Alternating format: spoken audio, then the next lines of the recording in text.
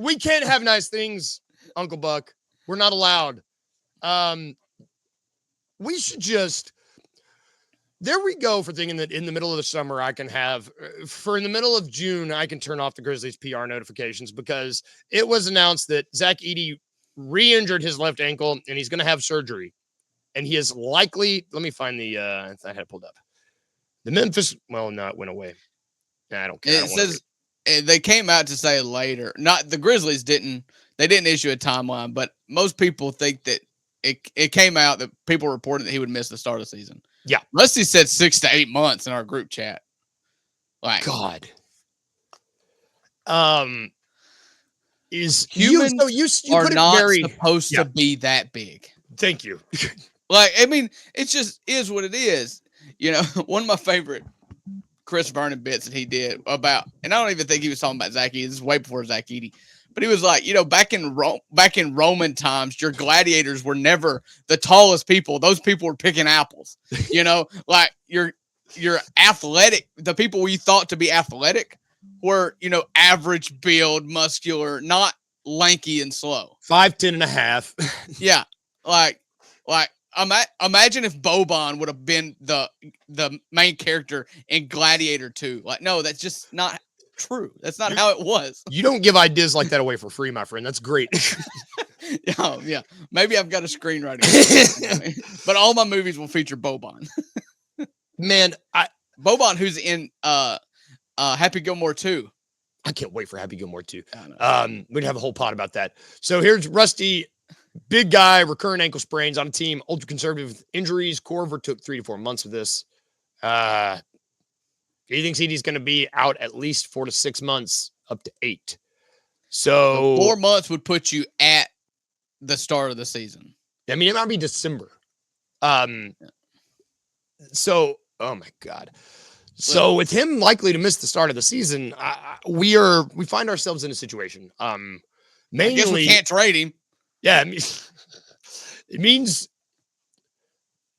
your hands are tied. I mean, it means a lot of things. One, but the question I have for you is, who's the Grizzlies starting center at day one? Who starts for this team center day one? Brandon is he Clark's on the roster not right ready now for the start of the season either? Is he? Who? Brandon Clark? No, I mean, I could be wrong. I don't want to. If we assume Brandon Clark's, the chat can help me. I've tried to put last season out of my memory. I think he's going to be out at least until. I think he's out. Was it ACL? PCL, right? PCL. That's right. Let's just pretend he's out. Injured right now. Let's say he's out for at least 2025, the calendar year. So let's say we missed it. We don't get him until 2026. Okay. Now Rusty corrected us. He said he should be ready for fall camp. So, okay. All right. There's your starting center. That's my vote. BC and Jaron always play good together. He's a vet. I love Brandon Clark. That's my vote. Outside of him, I mean, you're looking at Santi or Jay Huff and or Bags. I mean, the Bags is still a free agent. I mean, yeah, that's the biggest thing for me that this indicated was mainly that maybe Bags stays here. Maybe, I mean, I just for any sort of insurance, because we're going to talk about it maybe tomorrow or Wednesday, but there's rumors out there that other teams are interested in Santi. That's a little bit more your front court going out the window. The one healthy person that we have signed outside Jaron is Jay Huff. Yeah. I mean, that's the one you can at least say, well, I don't think he's going to get injured. Knock on wood. He's taller than 7 foot though. But listen, there's just too much of a history here for people that's that big. I mean, yeah. And if you told me he had a bad shoulder, like, okay, we'll deal with it. But like foot problems from a 7'5" guy, like I feel like we've seen this movie before. Like Yao had a Hall of Fame career, but most of the reason why he got into the Hall of Fame was what he did in China, his Olympic history. That matters in the NBA, in the Pro Basketball Hall of Fame. It's not an NBA Hall of Fame. No.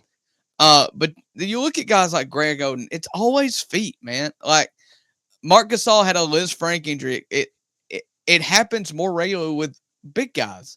And listen, I've never been the guy. So if you want the Pollyanna, like hopefully, best case scenario perspective from Edey, I'm not your guy because I've never been an Edey guy. Yeah.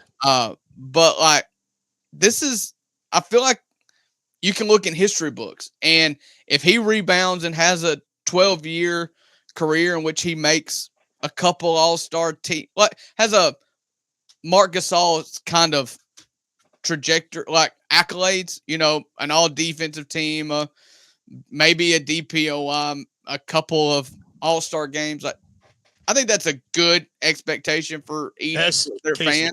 Like, nobody's expecting him to be like a 5 times All NBA here. He's not going to be a lot. But if you say he gets a DPOI, all defensive teams a couple of times, makes a couple All-Star games in a 10-year career, that's a massive success. I don't think that would be the first one at 7'5" that's ever done that I can remember. Especially in an NBA game now that is so fast. Like, it's just not built for it. And I'm scared that we're seeing that he's not built for it. Like, it has nothing to do with his mentality. I love his mentality. It has nothing to do with anything about Zach Edey, the person. It's just the frame that he's built on. The physical makeup of that young man does not benefit itself to long-term play in the current NBA. In the way that I don't want to single out King Meeks. I love King Meeks here. But like he mentioned in the comments Sam Bowie and Bill Walton. Well, Sam Bowie was the biggest bust of all time. He's only remembered for being taken ahead of Michael Jordan. And Bill Walton is not 7'5", and Bill Walton also feet problems ruined his career. Him his he had a resurgence late with who did he end up winning? He won a title with Portland, but then he ended up playing for Boston, right? Boston. Yeah. Like feet problems cost him the lion's share of his career. He would have been one of the best big man of all time. Already, I love Bill Walton. He's my guy. Feet problems cost him his career. Yeah. You get it. He cost him his career. Literally cost him his career were his feet. So, but neither of those guys were 7'5". You look at Greg Oden, like 7'3", 7'4". I don't remember how tall Greg Oden was. He was massive. Yeah, big old dude. Yeah, you just don't see it. And I won't. The only other one that comes to my mind is obviously Hashim Thabit, but that was never injuries. He never played hard enough to get injured. So I will never compare those two. Like, okay. So King Meeks was backing me up here. Yeah. So I apologize, King Meeks. He was making my point. I'm not used to that. He's normally making Rusty's points for us. He agreed with us. He was like, I'm not used to King Meeks being on my side. We were like, wait a minute, King Meeks. I love it.